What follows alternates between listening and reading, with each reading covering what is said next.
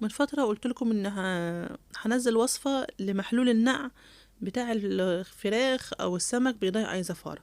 طبعا وصفة مش اختراعي، انا عارفاها من فترة وجربتها، وبعد ما جربتها ونجحت معايا وليها اكتر من سنة معايا قلت خلاص انزلها.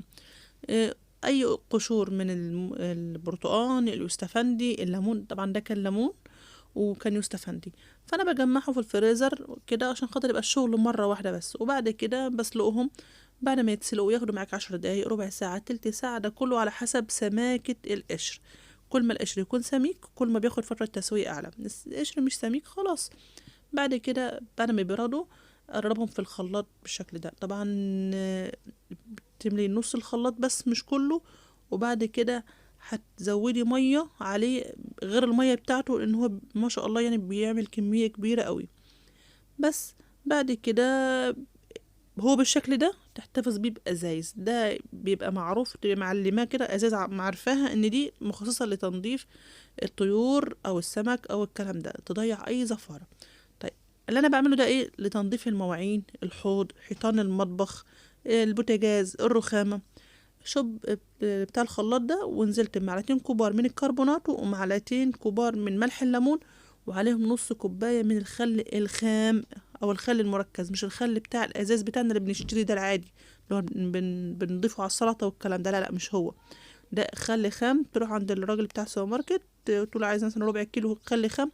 ده ريحته قوية وصعب قوي تستخدم ده، يعني لازم يخفف، لكن في الشغل ده احنا مش هنخففه. وكوباية من صابون المواعين، اي نوع صابون. انا قلت استخدم الاصفر بما ان البرتقال اصفر، ما نغيرش في اللون. طبعا الحاجات دي كلها اتفاعلت مع بعض بقت بالشكل ده، عملت فوليوم. لكن شويه كده ده كله هيروح. بعد كده هعبي الازاز دي زي ما قلت لكم، هستخدمها تنظف الدهون بس. السيراميك بتاع المطبخ، الحمام، الارضيات، يدي ريحه حلوه وينظف كمان. اي مواعين الومنيوم عندك بتتنظف بس السلكه الناعمه مش السلك الخشنه، بتدي نتيجه احلى بالسلكه الناعمه. كده احنا عملنا نوعين: نوع لتنظيف الارضيات والحيطان والالومنيوم وكده، ونوع اللي هو ايه لتنظيف زفارة السمك والطيور وكده. وانا الحمد لله بعرف افرق ما بينهم ومحتفظ بيهم في المطبخ، كل نوع في مكان عشان خاطر ايه ما يختلطش على الامر. وفي الحقيقه لونهم شبه بعض، مش فاتح وغامق، بس الاضاءه جايه على الازازه دي فباينه هي فاتحه.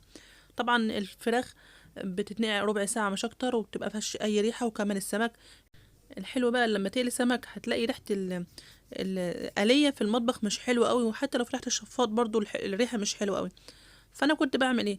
من أي نوع من الاتنين دول في حيطان المطبخ القريبة من الحوض، وكمان البوتاجاز نفسه، وكل الأطباق اللي استخدمناها في أكلة السمك المقلي والطاسة اللي قليت فيها، مفيش أي ريحة. يعني 5 6 دقايق وتلاقي الدنيا ريحتها حلوة، مفيش أي ريحة آلية أصلا.